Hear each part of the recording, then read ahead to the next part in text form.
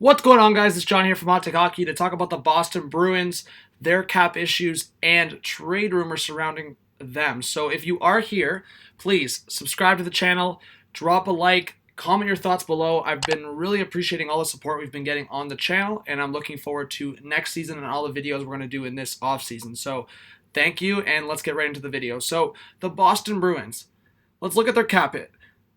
They are looking at potential 10.1 of cap space. So $10.1 million of cap space.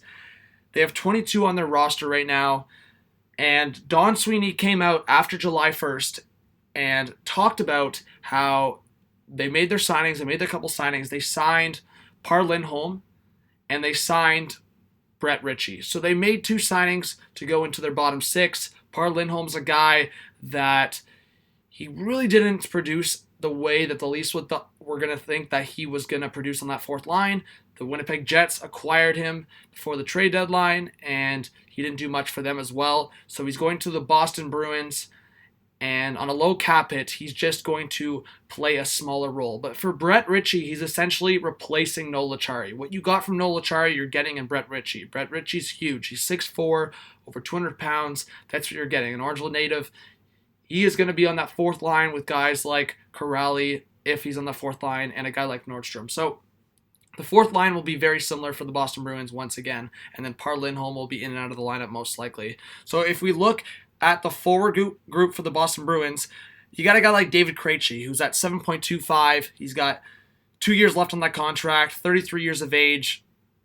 It's going to be difficult. So just to slide across, he's a UFA in 2021, 2022.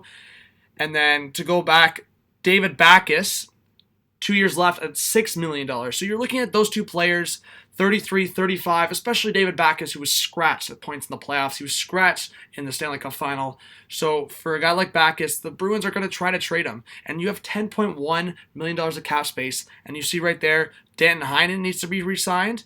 And if we flip over to the defense, you're seeing Brandon Carlo and Charlie McAvoy also needing to be re-signed, both RFAs, and McAvoy's 21, Carlo's 22. Those are arguably two of the three best defensemen on the Boston Bruins. And then I'm going to talk a little bit about Torrey Krug, who has a $5.25 million cap hit, 28 years of age. He's arguably been the best offensive defenseman for the Bruins, and he's going to be UFA in 2020. So there's some directions here to look for the Boston Bruins. There's definitely some conversations to be had. Tuukka Rask, 32 years of age. He has 2 years left at that $7 million cap hit. Obviously, Halak was a huge presence as the backup goalie. And then you see the retained salary with Bolesky and then the buyout of Seidenberg. There's some different aspects to talk about with this Boston Bruins team. They did lock up Clifton. So Clifton has 1 year left on his contract, and then they extended him, so he'll be signed for an extra 3 years, so 4 years total. The extension was for $3 million, so $1 million of a cap hit for each year. So just to talk about the Boston Bruins, there's some players on the market. They're losing a guy like Marcus Johansson, and if they want to acquire another top 6 or top 9 winger, they're going to have to make some moves. There's no question about it. So like I said, Heinen, McAvoy, and Carlo, all three are RFAs. And when we talk about cap issues, we usually look at like the Winnipeg Jets, the Toronto Maple Leafs, the Tampa Bay Lightning, even sometimes the Pittsburgh Penguins. But the Boston Bruins have some cap issues themselves. Like I said, Heinen, McAvoy, Carlo, Backes' contract, Krejci's contract, and they only have 3 defensemen locked up past this year. And they're not 3 of their major defensemen. Clifton, Moore, and Kampfer. John Moore was scratched for some of the playoffs. Same with Kampfer. And Clifton played obviously a smaller role, and he's going to be probably a bottom pair guy. So Chara, obviously older, he re-signed for 1 more year. Krug only has 1 year left, and you have to re-sign right now McAvoy and Carlo. Carlo, for me, based on the market, you look at a guy like Tyler Myers, Carlo's going to be that $6 million as well. I would be surprised if it's a lot less. I would say it's going to be anywhere from 5.5 to 6.5. You see that Tyler Myers got that in the open market. Unless Carlo takes a pay cut, it's going to be in around that. For a guy like McAvoy, unless it's a bridge deal, we're talking about potentially 7-8 million plus. So for McAvoy. If it's a bridge deal, I could see him signing like maybe a 2-year contract at $5 or $6 million. But if it's a long-term contract, it's going to be hard to really rate McAvoy at this point because obviously his career has been super short so far, but he's proven to play that big role already on the top pairing with Chara. When players have been out, whether it's been Krug or Chara, McAvoy's been there. McAvoy's been out himself as well, but McAvoy has proven to take on that responsibility as well as put some presence in the offensive zone. So McAvoy, 7, 8, 9+ million on a long-term contract. I don't think it would get to 9. I think it's too soon, but honestly, for both sides, for McAvoy's best interest and the Bruins, I would say bridge deal here.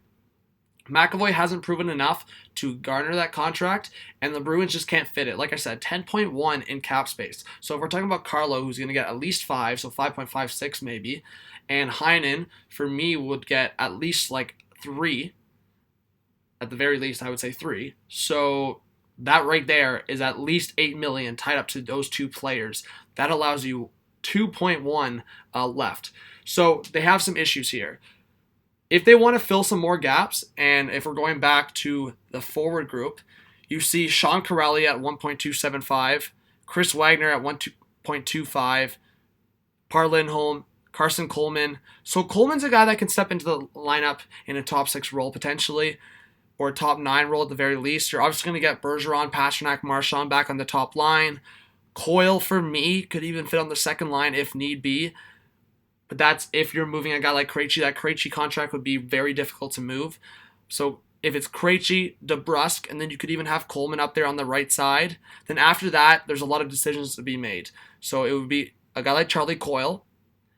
Then, again, you had Backes scratched. I think the Bruins, Don Sweeney's going to try to move on from that Backes contract, but it's so difficult being 2 years left of that $6 million cap hit. 35 years of age. Sean Corelli, I could see bumping up to the third line if need be, but that would mean Par Lindholm centering the fourth line. So I could see a scenario where Corelli's playing on the left wing on the third line, and Par Lindholm, for example, like centering the last line, and then maybe Coleman on that right side on the third line. But it feels like the Bruins need one more piece in their top 9, and they really don't have the cap space right now for it. So even if Heinen's in there, it still feels like they need one more piece in that top 9, and they don't have the cap space for it. So when you re-sign McAvoy, you re-sign Carlo, those are going to be your focus points. You might also look for a trade. A guy like Gusev right now is available at the Golden Knights, but he's going to require a few million. So whether it's 2, 3, 4 million, that's what Gusev's going to require at the very least. And right now the Golden Knights can't afford that. I would say the free agent options would be a guy like Dzingel or a guy like Pat Maroon. I don't know where Maroon's going to go, but those are going to require bigger cap hits. Maybe Dzingel, if you wait, you can get him at a lower cap hit. For the Boston Bruins, I think they're also going to talk to teams like the Ottawa Senators, like the Detroit Red Wings. I think if you look at David Backes' contract, and I'm going to put this out there right now, again, this is just speculation, I feel like the Boston Bruins could reach out to a team like the Red Wings and acquire either a contract like a Darren Helm or an Abdelkader in getting rid of a contract. I think the Abdelkader contract is definitely one you want to stay away from, but Darren Helm, who I believe has 2 or 3 years left, I think it's 2 years left, that you would save $3 million in cap space. And Darren Helm is a guy I feel like could play on like a fourth line role for the Bruins versus a guy like Backes who they really don't want in that lineup right now. So if you can trade that Backes contract away to a team like the Red Wings, or if you can figure out a way of trading it maybe even to like a team like the Ottawa Senators and attaching a draft pick, you saw what the Leafs did in getting rid of that Patrick Marleau contract, the Bruins could do something similar like that, attaching like a first round pick. Of course, that's a hard hit to take. But sometimes if you want to keep competing, you gotta do stuff like that. And for the Boston Bruins, if they can attach a first round pick, then they could lose that Backes contract altogether. Again, just a suggestion, but maybe that's the direction the Bruins have to take. So I like the conversation I've had with you guys on this video. Let me know your thoughts. Obviously, subscribe if you're new to the channel. Drop a like.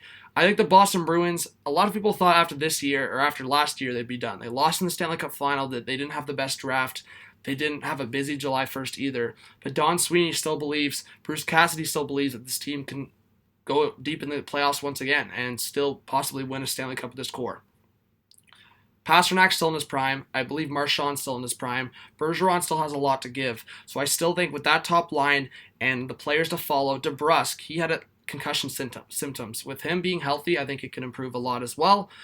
So I would still have high hopes if you're a Bruins fan, and I still have high expectations for the Boston Bruins going into the 2019-2020 season. So thank you guys for watching this video. Again, subscribe, drop a like, comment your thoughts below. This was John from Hot Take Hockey. Have a good one.